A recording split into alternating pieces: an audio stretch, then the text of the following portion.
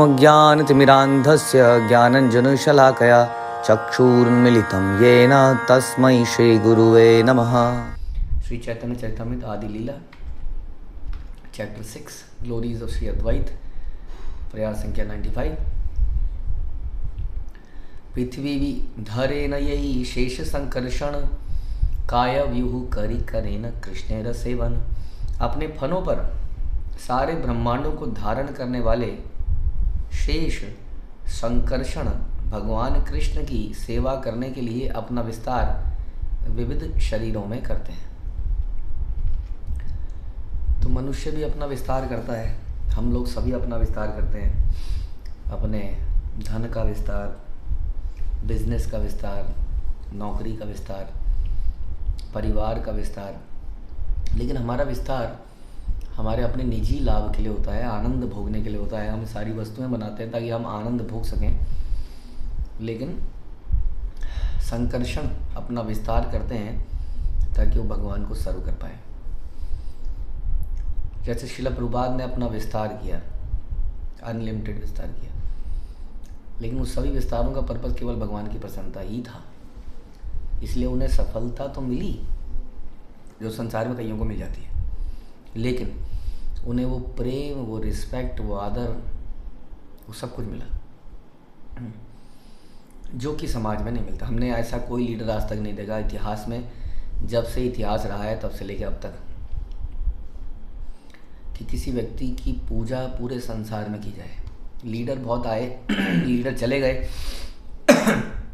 और लीडरों के जाने के बाद ज़्यादा से ज़्यादा उनके स्टैचू बने रह गए। कई जगह पर उनके स्टैचू पे कबूतर बीट कर देते हैं, साफ़ करने वाला भी कोई नहीं है, माला पहनाने वाला कोई नहीं है। ऐसे बहुत सारे स्टैचू आप देखेंगे। अगर स्टैचू साफ़ सफाई से भी रखे हुए हैं, लेकिन उनके आगे कोई पूजा नहीं करेगा, कोई दंडवत प्रणाम नहीं करेगा। ऐसा लीडर हमने नहीं देखा जिसने देखो सारा संसार पूजा करे, रोज़ केवल पूजा ना करे, परिक्रमाएँ कराए, कपड़े बदले, भोग लगाए। तो ये क्यों किया? क्योंकि ये कैसे हुआ? क्योंकि उन्होंने अपना विस्तार भगवान की प्रसन्नता के लिए किया। उसी तरह से हमें करना है। हमें शक्ति मिली है, हम सबको कोई ना कोई शक्ति मिली है। किसी को धन मिला है, किसी को बुद्धि मिली है, वाणी मिली है, शरीर मिला है, परिवार मिला है। इस सारी चीज़ों को हमें भगवान की सेवा यदि लगाएंगे तो क्या होगा? तो हमें भी वो सुख, वो प्रेम का आनंद प्राप्त होगा। दास हम बनते हैं यदि भगवान के, तो भगवान बिल्कुल भी कंजूस नहीं है, बल्कि भगवान लुटा देते हैं। हम देखते हैं ना कि द्रौपदी की एक साड़ी चीर से उन्होंने पूरा इतनी अनलिमिटेड साड़ी सप्लाई कर दी जितने की कोई मिल डेवलप ना कर पाए। इतनी साड़ी एक रुमाल जितने कपड़े के बदले में उन्होंने दी। तो इसलिए भगवान कंजूस नहीं है। यदि हम भगवान का दास बनेंगे तो ये मत सोचिए कि मैं दास ही बना रह जाऊंगा, लेकिन सुख, परम सुख प्राप्त होगा, क्योंकि मालिक बनने में भी नहीं होता है। तो इसी तरह से संकर्षण अपना विस्तार करते हैं ताकि भगवान की अलग अलग तरह से सेवा कर पाए। हाँ, यही सब है श्री कृष्ण अवतार, निरंतर देखी सब आर भक्ति आचार। ये सभी भगवान कृष्ण के अवतार हैं, फिर भी हम उन्हें सदैव भक्तों की तरह कार्य करते हुए पाते हैं। और भक्तों को याद दिलाना पड़ता है, बोलना पड़ता है, प्रभु कोई सेवा कर लीजिए, टाइम नहीं है प्रभु जी। हाँ, हम लोग फिलॉसफी इसलिए पढ़ते हैं ताकि हम उस पर काम कर पाएँ। अधिकतर संसार में ज्ञान योगी हैं, इसलिए ऐसा लगता है कि कहीं भक्त भी ज्ञानवादी बन गए हैं। वो सुनते हैं, पढ़ते हैं, लेकिन करते नहीं हैं। इसलिए हम लोगों का सेवाओं से बचना, भागना, या ये बोलना कि बहुत बहुत हो गया, बर्नआउट हो रहा हूँ इत्यादि। आदमी बर्नआउट कब होता है जानते हैं हम? बर्नआउट होता है जैसे कि माना कोई मोटर चल रही है, मान लेते हैं, और मोटर का पानी का पाइप आउटफ्लो कहीं ब्लॉक हो गया और मोटर चलती जा रही है। आप देखेंगे मोटर ब्लास्ट हो जाएगी, खराब हो जाएगी, है ना। मतलब जब कोई प्रोसेस विपरीत तरीके से चलने लगता है तो वहाँ बर्नआउट होता है। जब कोई प्रोसेस नेचुरल तरीके से चलता है वहाँ बर्नआउट कभी होते हुए हमने देखा नहीं है, है ना। तो जीव का स्वरूप हम जानते हैं कि वो कृष्ण का दास है। जब वो कृष्ण के दास के रूप में सेवाएं करता रहता है तब तो बर्नआउट नहीं होता। लेकिन बर्नआउट कब होता है, जैसे मैंने बताया, जब गलत तरीके से खिंचाव पड़ता है किसी चीज़ पे। वो घूमनी चाहिए ऐसे, लेकिन ऐसे घूम रही है, या घूमने में कोई अवरोध है, इस तरह की चीज़ों में हम लोग भक्तिमय सेवा कर रहे हैं, लेकिन हमारा मन वहाँ पे लगा हुआ है भौतिक चीज़ों में। उससे क्या होगा, एक खिंचाव पैदा होगा कि हम एक भक्ति में इधर को खींच रहे हैं, एक हमारा मन हमें उधर को खींच रहा है। इस खिंचाव से आदमी बर्नआउट हो जाता है। यदि आपने कुछ शरणागति कर दे और टोटली इधर को आ जाए, तब वो कितनी भी सेवा कर ले, बर्नआउट नहीं हो सकता। इसका एग्जाम्पल है हमारे श्रील प्रभुपाद के डिसाइपल्स, जो आज की डेट में 80-80 साल के हैं, लेकिन पता नहीं वो बर्नआउट क्यों नहीं हो रहे हैं। क्योंकि वो स्मूथ घूम रहा है, अपनी नेचुरल डायरेक्शन में वो घूम रहा है। नेचुरल चीज़ें कभी ख़राब नहीं होती हैं, जैसे सन कभी बर्नआउट नहीं होता है, बर्न होने के बाद भी वो निरंतर समय पर पहुंच रहा है। हर चीज़ें इतनी चल रही है, घूम रही है, हर चीज़ें स्मूथली चल रही है। प्रकृति की किसी चीज़ को बर्नआउट नहीं हो रही है, ख़राब नहीं हो रही है।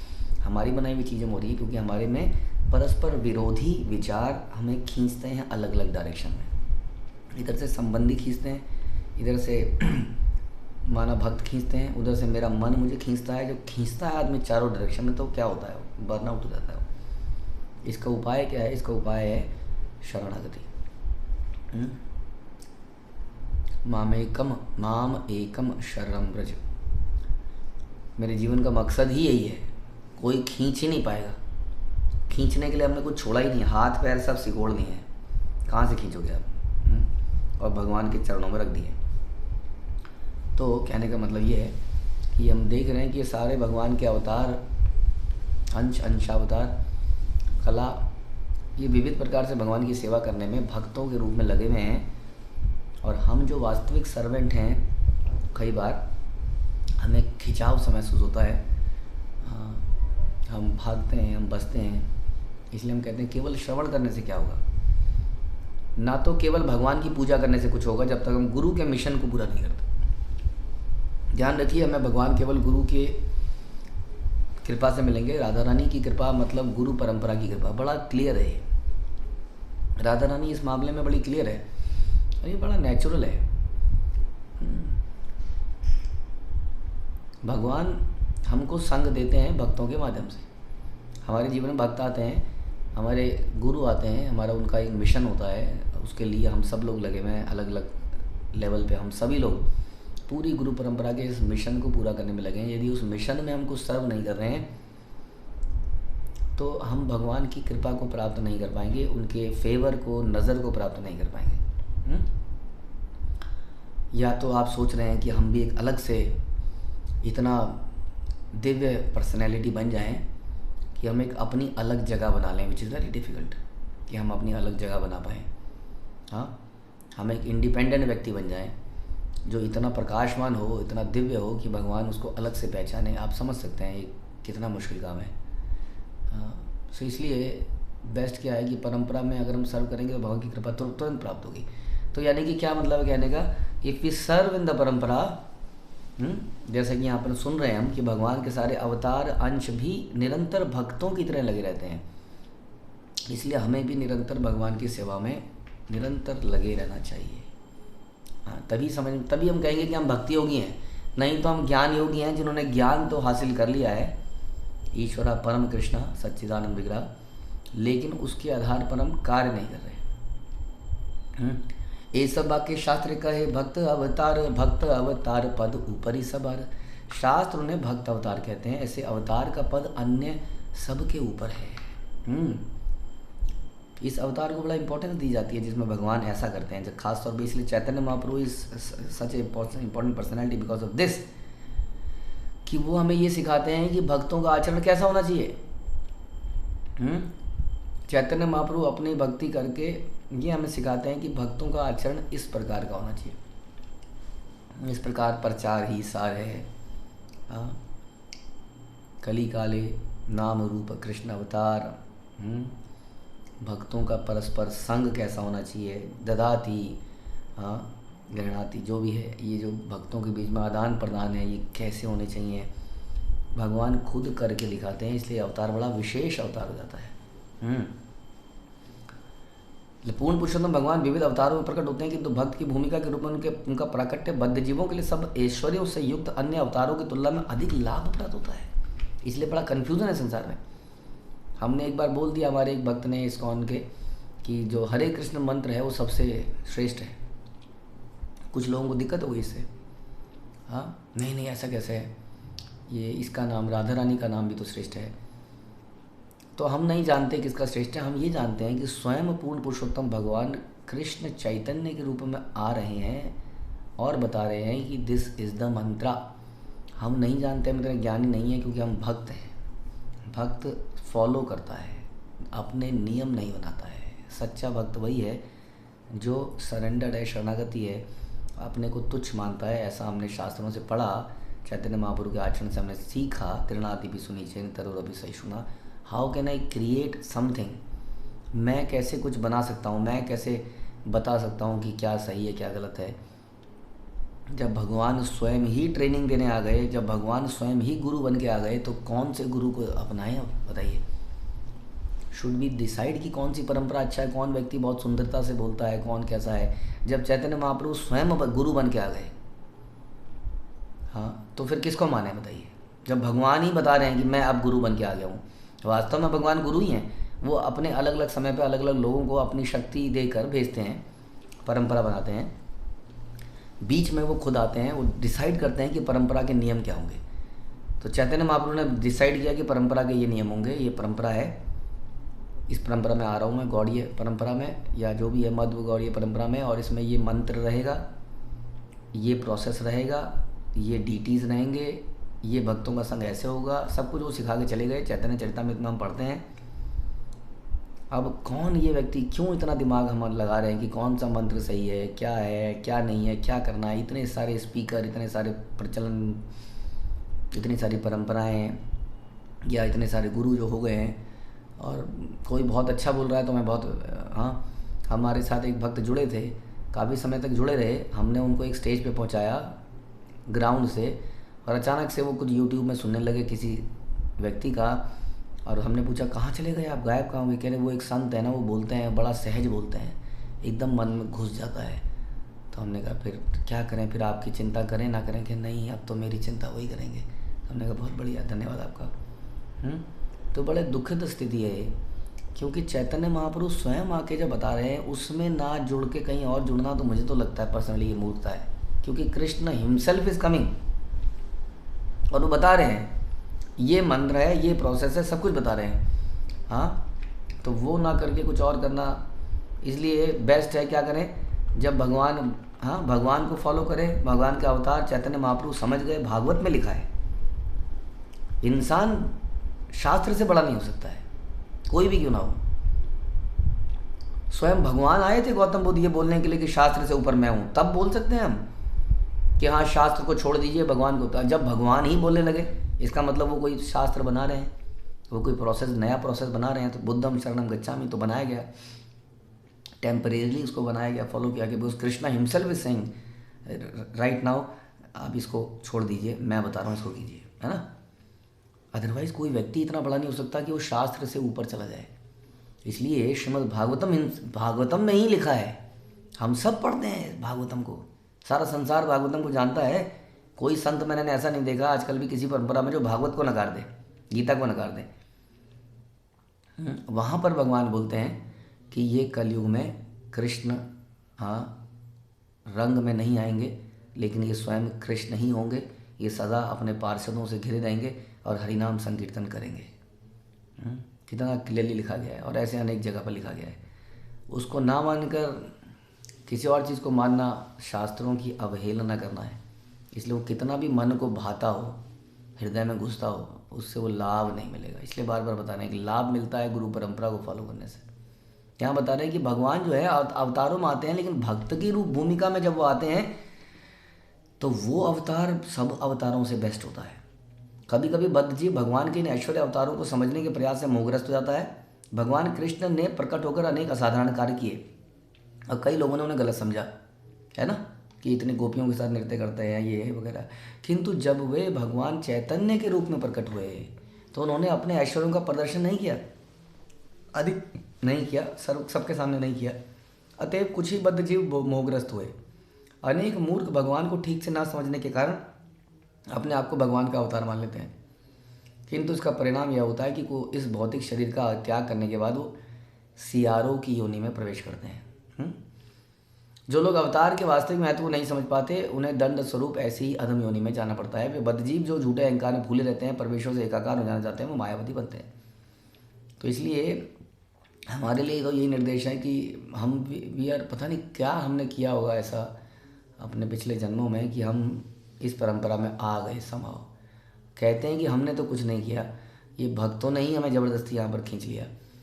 जिस परंपरा में स्वयं ब्रह्मा जी हैं, सोचिए, जिस परंपरा में स्वयं नारद मुनि है, जिस परंपरा में वेद व्यास है, जिस परंपरा में रूप सनातन इत्यादि सारे गोस्वामी हैं, जिस परंपरा में स्वयं चैतन्य महाप्रभु हैं, तो ये समथिंग वेरी अमेजिंग। उसके बाद भी हमारा मन भटक रहा है इधर उधर, क्योंकि हम शरणागत नहीं है, सेवा नहीं करते हैं, फॉलो नहीं करते हैं, तो लाभ कैसे मिलेगा। एकमात्र अंश कृष्ण अंश अवतार, अंशी अंश देखी ज्येष्ठ कनिष्ठ आचार। भगवान कृष्ण समस्त अवतारों के उद्गम हैं और अन्य सभी उनके अंश हैं या अंशावतार हैं। हम देखते हैं कि पूर्ण तथा अंश क्रमशः ज्येष्ठ और कनिष्ठ की तरह व्यवहार करते हैं। जो सोर्स है ईश्वरा, जो हम बोलते हैं कि सर्व कारण कारणम, ईश्वरा परम कृष्ण, तो सर्व कारण कारण तो वो हैं, फिर उनके आगे अंश हैं जो कि हम मानते हैं विष्णु तत्व ही हैं, विष्णु के बराबर ही हैं। फिर भी हम देखते हैं कि अंश हमेशा ज्येष्ठ की सेवा करने में लगा रहता है, विष्णु कृष्ण की सेवा के लिए तत्पर रहते हैं, दर्शन के लिए तत्पर रहते हैं, जो हम इतने दिनों से सुन रहे हैं। तो ये तो हो गए भगवान के विस्तार जो कि अंश माने गए, लेकिन हम व्हाट अबाउट अस, हम क्या हैं। तो हम जब भगवान क्या है, ममे वांछो जीव लोके जीव होता सनाता, हम जो है अंश के रूप में, वाई वी डोंट सर्व कृष्णा, ये हमारे अहंकार के कारण। ज्येष्ठ भावे अंशिते हय प्रभु ज्ञान, कनिष्ठ भावे आपनाते भक्त अभिमान। जब वे अपने आप को स्वामी मानते हैं तब समस्त अवतारों के उद्गम में ज्येष्ठ भाव होता है, और जब वे अपने आप को भक्त मानते हैं तो उनमें कनिष्ठ भाव होता है। जब वो जीवात्माओं को सिखाना चाहते हैं तो उनके अंदर कनिष्ठ भाव होता है। भगवान ये भाव भी अपने आप से करके सिखाते हैं कि how you can become a servant. उन्होंने दिखाया अपने ही भाव से। हाँ, तो ये ट्रेनिंग में हमें, जैसे हम बोल रहे थे ना कि Krishna is Guru only, ultimate Guru is Krishna only. हाँ, उन्हीं को फॉलो करते हुए बाकी के लोग चलते हैं। इसलिए चैतन्य महाप्रभु को फॉलो करते हुए आगे की गुरु परंपरा कार्य करती है। किसी वस्तु का एक अंग अंश कहलाता है, और जिससे वह अंश पृथक किया जाता है वह पूर्ण कहलाता है। अतएव अंश पूर्ण में निहित रहता है। भगवान पूर्ण है और भक्त उनके अंश हैं। यही भगवान और भक्त के बीच का संबंध है। भक्तों की दो श्रेणियाँ हैं, ज्येष्ठ और कनिष्ठ। जब भक्त ज्येष्ठ होता है तो प्रभु कहलाता है, छोटा होता है तो भक्त कहलाता है। परम पूर्ण तो कृष्ण है और बलदेव तथा सारे विष्णु अवतार उनके अंश हैं। अतएव भगवान कृष्ण अपनी ज्येष्ठ स्थिति को जानते हैं। सारे विष्णु अवतार भक्तों के रूप में अपनी अपनी स्थितियों से अवगत हैं। कृष्णेर समता हईते बड़ भक्त पद, आत्मा हईते कृष्णेर भक्त हया प्रेमास्पद। भक्त होना भगवान कृष्ण की समता से बढ़कर है, क्योंकि भक्तगण भगवान कृष्ण को अपने से भी अधिक प्रिय हैं। ऐसा हम कई जगह सुनते हैं, भक्त मेरे हृदय में है। यहाँ पे प्रभुपाद कह रहे हैं, साधवो हृदयम मह्यम साधुनाम हृदयम त्वहम मद्यन्ते न जानन्ति न हम तेभ्यो मनागपि। कि भक्तगण मेरे हृदय में है और मैं भक्तों के हृदय में हूँ। मेरे भक्त मेरे अतिरिक्त अन्य किसी चीज़ को जानते ही नहीं है, और इसी प्रकार मैं भी अपने भक्तों के अतिरिक्त अन्य किसी चीज़ को नहीं जानता हूँ। समझ में आया? रीति रिवाज, सोशल कस्टम, ये करना है वो करना है, ये भी तो ज़रूरी है वो भी तो ज़रूरी है, वहाँ भी तो जाना है यहाँ भी तो जाना है, सब जगह सेट करके रखो, हर जगह अपनी टांग अड़ा के रखो, कब कौन काम आ जाए हर जगह बना के रखो। भक्त कह रहे हैं, यहाँ भगवान कह रहे हैं भक्त नहीं जानते ही नहीं किसी को। They don't know anybody except me and my devotees. Obviously me का मतलब यही हो गया, group of devotees who are, जो भगवान के लिए पागल है और कुछ नहीं जानते हो। और वैसे ही भगवान कह रहे हैं मैं अपने भक्तों के अतिरिक्त कुछ नहीं जानता हूँ, आई डोंट नो। और वो सारे काम मैंने दे रखे हैं विष्णु तत्व को, विष्णु को आप संभालिए, यूनिवर्स को, देव असुरों को तुम मारो, हे वासुदेव तुम असुरों को मारो, हे पुरुष अवतार तुम ये सारी यूनिवर्सिटी को संभाल लो। संभाल लोगे ना? अरे भगवान क्या लेटे लेटे कारणोदक सही सब संभाल लेंगे, सबको काम दे रखा है। लेकिन भगवान कह रहे हैं मैं, मेरे लिए केवल मेरे भक्त और कुछ भी नहीं। I don't know anybody. Why you don't know anybody? Because मेरे भक्त डोंट नो एनीबडी।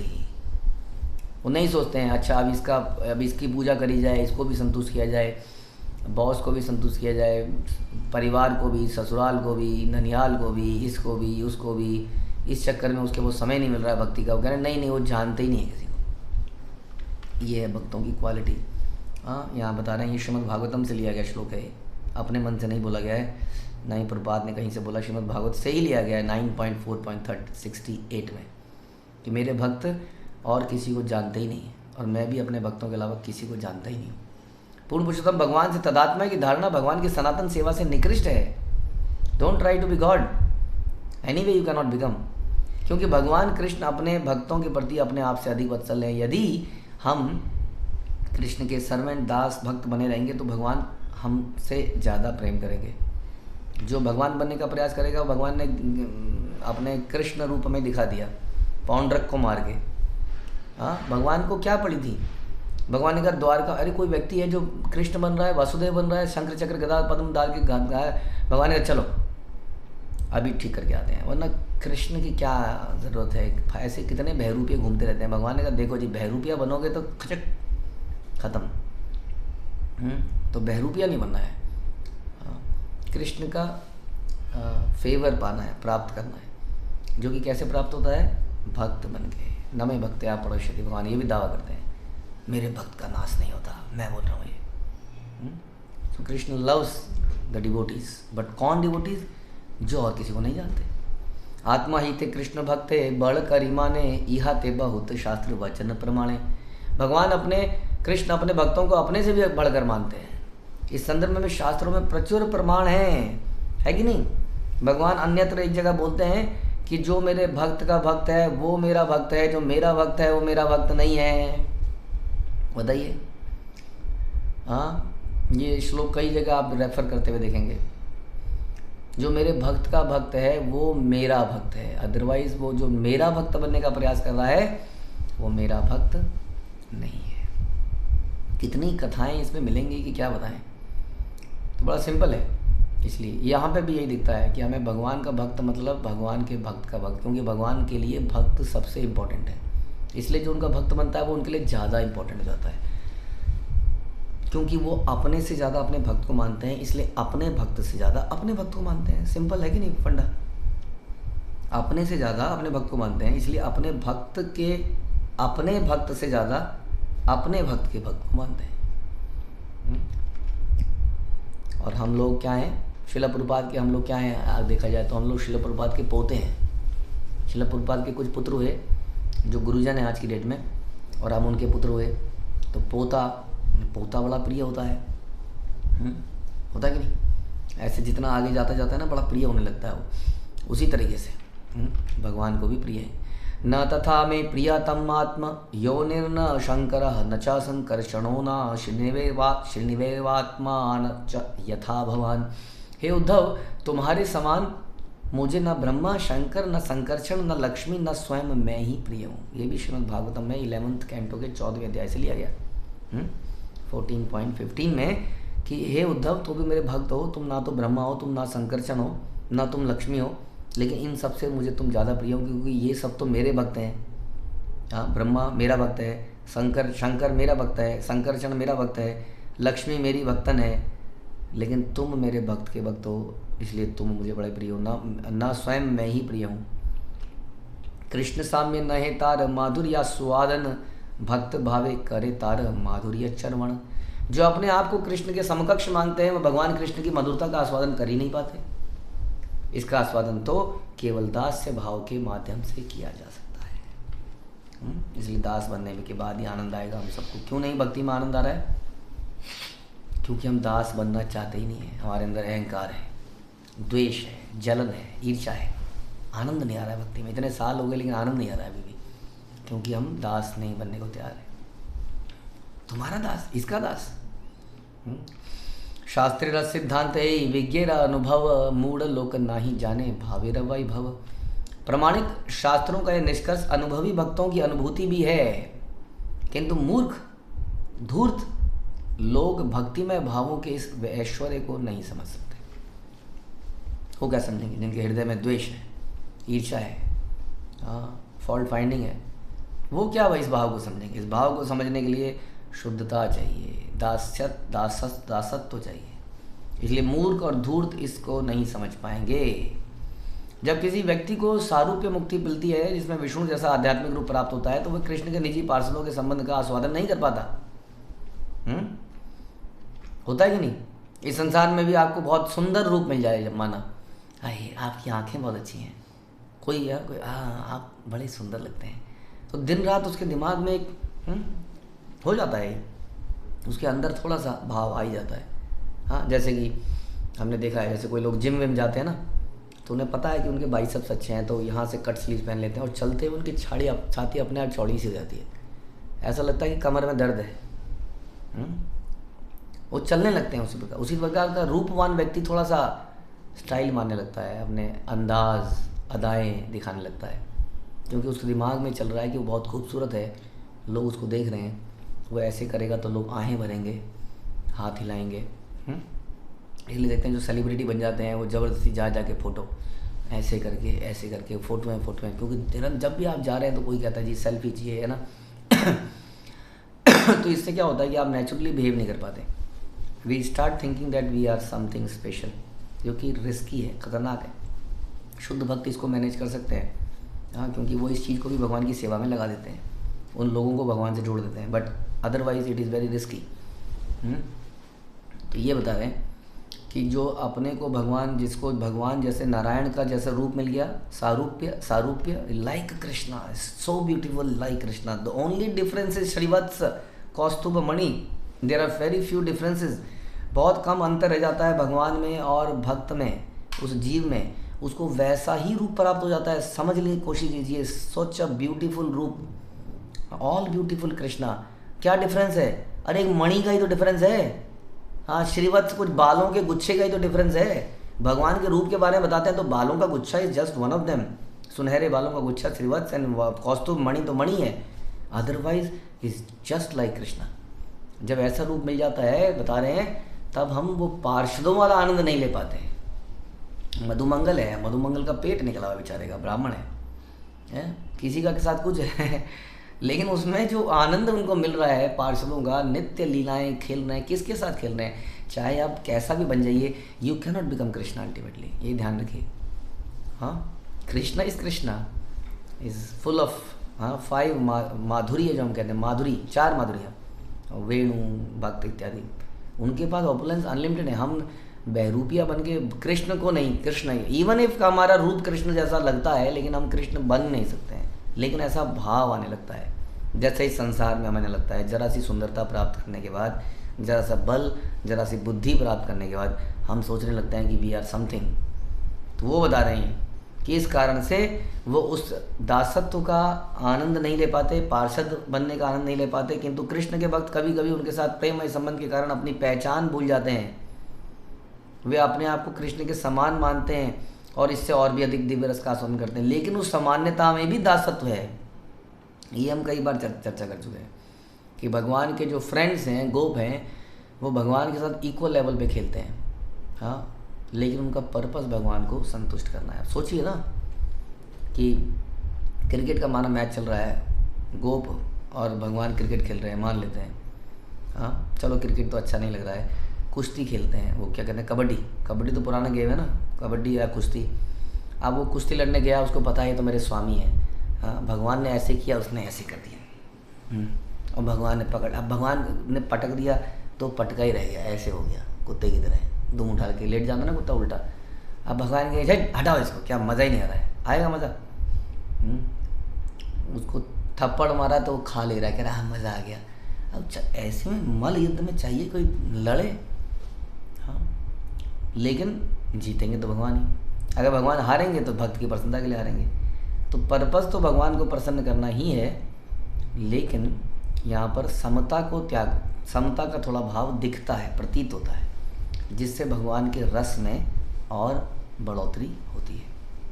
किंतु सामान्य लोग अपनी मूर्खता के कारण भगवान के दास से रस को भूलकर हर वस्तु के मालिक बन जाना चाहते हैं। किंतु जब कोई व्यक्ति सचमुच आध्यात्मिक ज्ञान में उन्नत होता है तब वह बिना संकोच के भगवान के दिव्य दास्य भाव को स्वीकार कर सकता है। भक्त भाव अंगीकरी बलराम लक्ष्मण अद्वैत नित्यानंद शेष संकर्षण कृष्णेर माधुर्य रसा मृत करे पान से ही सुखे मत किछु नाही आने जाने आन। बलदेव लक्ष्मण अद्वैताचार्य भगवान नित्यानंद भगवान शेष संकर्षण अपने आप को भगवान के भक्त और दास मानकर भगवान कृष्ण के दिव्य आनंद के अमृत का आस्वादन करते हैं। वे सभी इस सुख से उन्मत्त रहते हैं और इसके अतिरिक्त कोई भी कुछ नहीं चाहते। हाँ, कौन कौन बताए दोबारा से? ये सब लोग भगवान का दासत्व में बड़ा आनंद ले रहे हैं। कौन? लक्ष्मण। कितने एग्जाम्पल रामायण एक अनूठा एग्जाम्पल है। भरत, शत्रुघ्न, लक्ष्मण। हम देखते हैं शत्रुघ्न जो है निरंतर भरत का दास बना रहता है, भरत राम के दास बने रहते हैं, लक्ष्मण राम के दास बने रहते हैं। ये एक साधारण व्यक्ति नहीं है, आप जानते ही हैं। हाँ, अब चार चतुर्व्यूह के अवतार हैं ये, संकर्षण, प्रद्युम्न, जो भी है। और इनको ये भी बोला जाता है शंख चक्र गदा पद्म, इनके भी अवतार हैं ये चारों। ये कोई साधारण व्यक्ति नहीं है, लेकिन ये भगवान के दासत्व में लगे रहते हैं। वैसे ही बलदेव लगे रहते हैं, अद्वैत आचार्य, नित्यानंद, शेष, संकर्षण, सभी, और इसमें वो परम आनंद प्राप्त कर रहे हैं। तो फिर क्यों इतना हाय तौबा करनी है संसार में? दास ही तो बनना है। हाँ, जो भी चीज़ें प्राप्त हों प्राप्त कीजिए। दुष्टों के पास चीज़ें न जाएं, आसुरी लोगों के पास अमृत न जाए, धन भी भक्तों के पास आए, नेचुरली आए तो आए, नहीं तो इतना ध्यान नहीं लगाएंगे, क्योंकि भगवान का ही तो है सब कुछ। भगवान दे देंगे, कभी लक्ष्मी के पति हैं वो। तो धन धान्य जो भी चाहिए, हम भगवान की सेवा में लग जाएं, आवश्यक वस्तुएं अपने आप उपलब्ध हो जाएंगी। उनके लिए बहुत अधिक परिश्रम करने की आवश्यकता नहीं है। परिश्रम करें भक्ति के लिए, दासत्व के लिए। हरे कृष्ण। श्रील प्रभुपाद की जय। श्री चैतन्य चरितामृत की जय।